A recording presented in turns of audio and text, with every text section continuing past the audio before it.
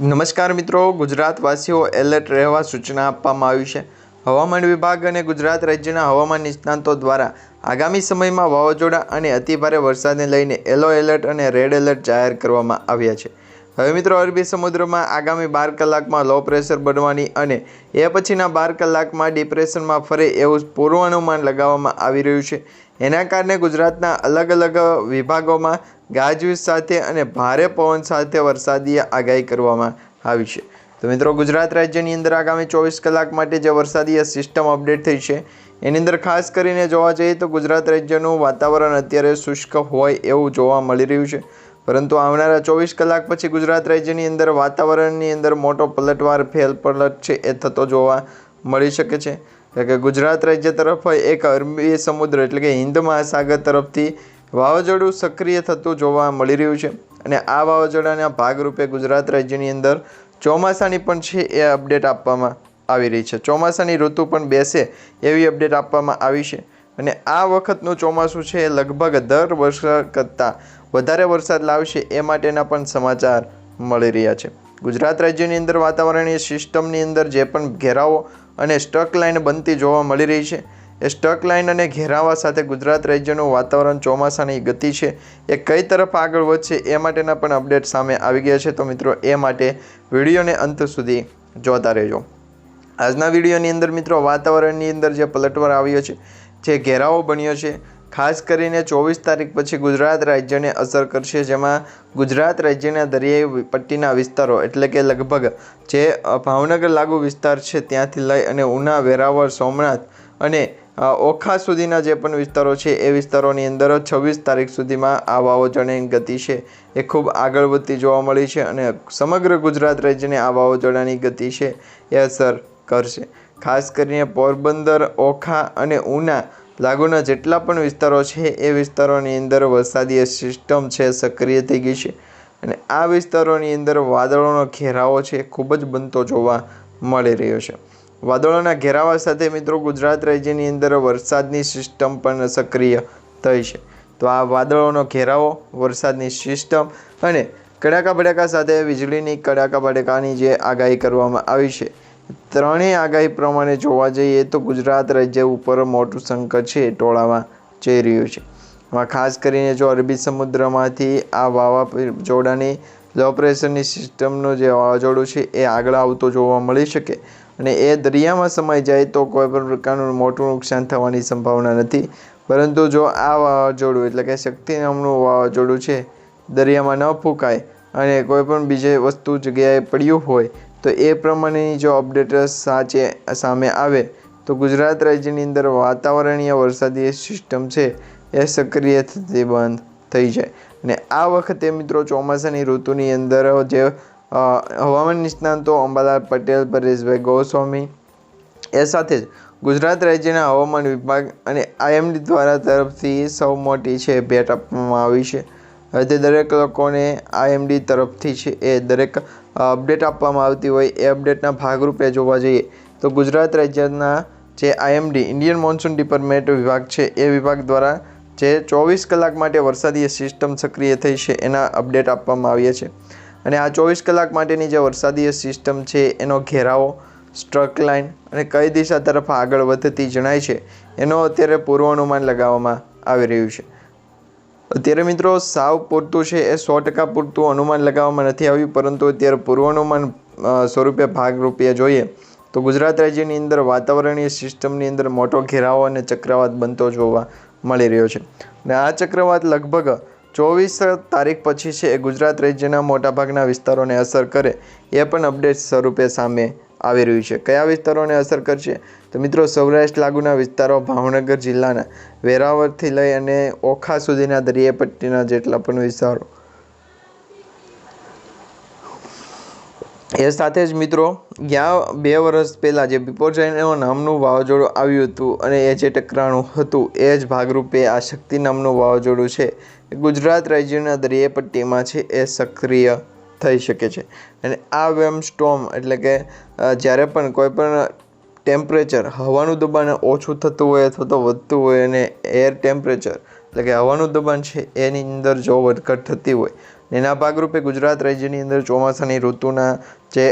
વહેલી 10 દિવસ ચોમાસું બેસશે એ અંગેની અપડેટ સામે આવતી હોય તો ગુજરાત રાજ્યની અંદર વાતાવરણીય સિસ્ટમ છે સક્રિય થઈ ગણાય। હવે મિત્રો આ વરસાદીય સિસ્ટમ જે સક્રિય થઈ છે એના ભાગરૂપે ગુજરાત રાજ્યની અંદર ચોમાસાની ઋતુ પણ જોવા જઈએ તો ચોમાસાની ઋતુની અંદર વરસાદીય સિસ્ટમનો જે ઘેરાવો છે સ્ટ્રક લાઇન છે એના ભાગરૂપે મોટાભાગના વિસ્તારોની અંદર વરસાદીય સિસ્ટમ છે એ સક્રિય થઈ છે અને આ વરસાદીય સિસ્ટમ જે સક્રિય થઈ છે એમાં મોટાભાગના એવા વિસ્તારોને કવર કરવામાં આવી રહ્યા છે કે જે ગુજરાત રાજ્યની અંદર અડેલા જે દરિયાપટ્ટીના વિસ્તારો છે સૌરાષ્ટ્રના વિસ્તારો છે અને આ જે વિસ્તારોને અત્યારે લિસ્ટ તરીકે ગણવામાં આવી રહ્યા છે એ વિસ્તારોની અંદર આગામી 26 તારીખ સુધી જ પૂરતું છે એ વાતાવરણની અંદર ફેરબદલ થતો જણાઈ શકે છે। એ સિવાયના બીજા જે વિસ્તારો છે જેમ કે ભાવનગર લાગુના વિસ્તારો, સોમનાથ ગીર લાગુના વિસ્તારો, અમરેલી જિલ્લાના વિસ્તારો, આ તમામ વિસ્તારોની અંદર જો કોઈપણ પ્રકારનો વરસાદીય ટ્રેક રિલીઝ કરવામાં આવી શકે તો એ ટ્રેકના અનુસંધાને પણ અપડેટ સામે આવશે।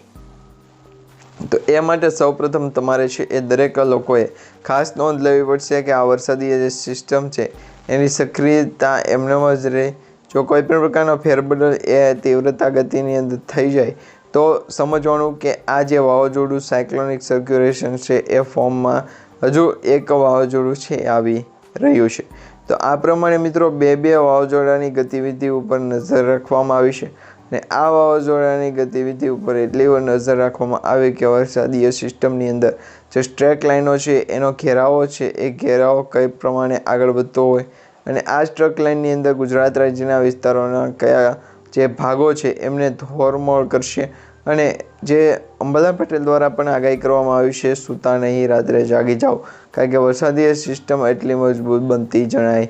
રહી છે।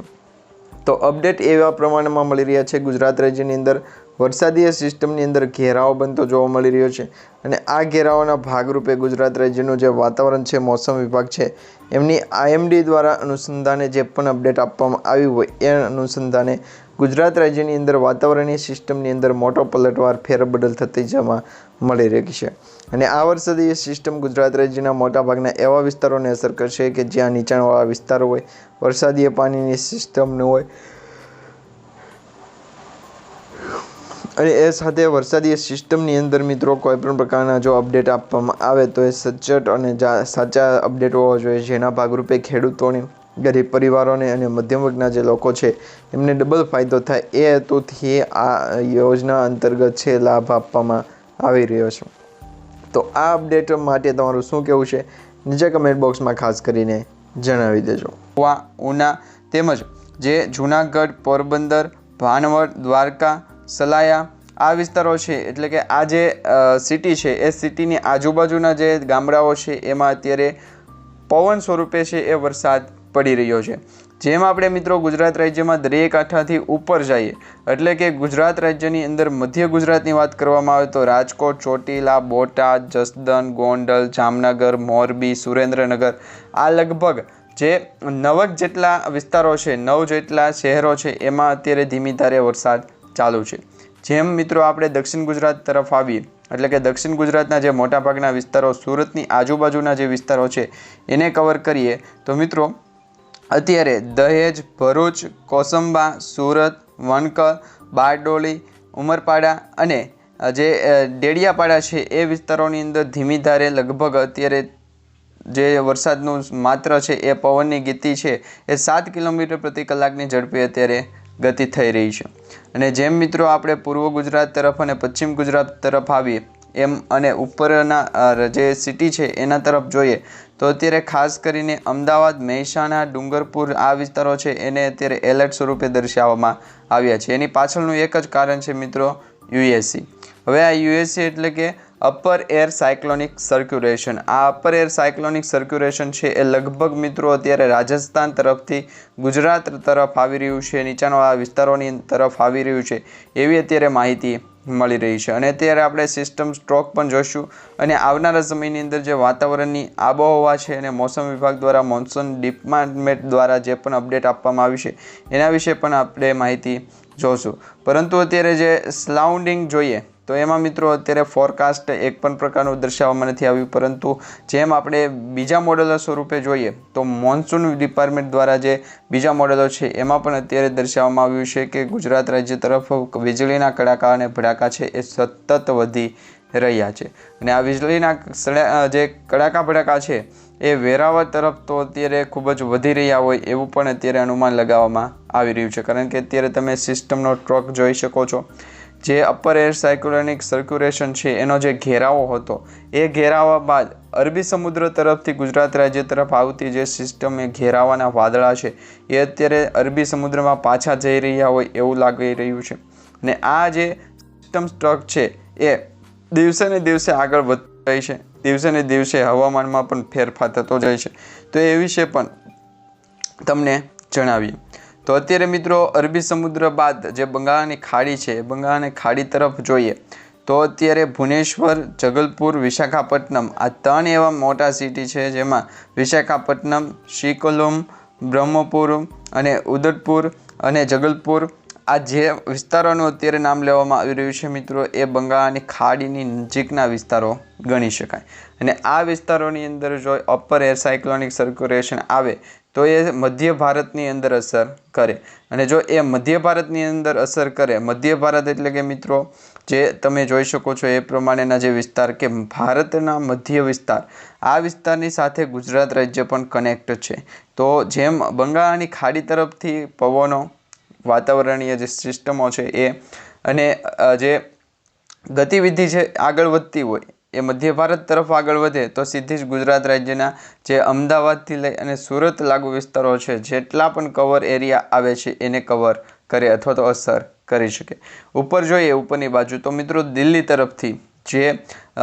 જમ્મુ અને કાશ્મીર, દિલ્હી, શ્રીનગરથી જે વાતાવરણીય સિસ્ટમો છે એનો ઘેરાવો આગળ વધતો વધતો નીચાણ તરફ આવે તો પણ ગુજરાત રાજ્યને અસર કરે. એવી જ રીતના જે અરબી સમુદ્રમાંથી છે એ ઉપરની તરફ જો વાતાવરણીય સિસ્ટમ અસર કરશે અથવા તો ઉપરની તરફ જશે તો પણ ગુજરાત રાજ્યના જે દરિયાકાંઠાના વિસ્તારો છે એમાં વરસાદી સિસ્ટમ માહોલ છે જોતો હોય એવો જામશે, કારણ કે ગુજરાત રાજ્યના જે મોટાભાગના વિસ્તારો છે એમાં કવર થતી વરસાદીય સિસ્ટમ હોય છે. તો મિત્રો આપણે જે અત્યારે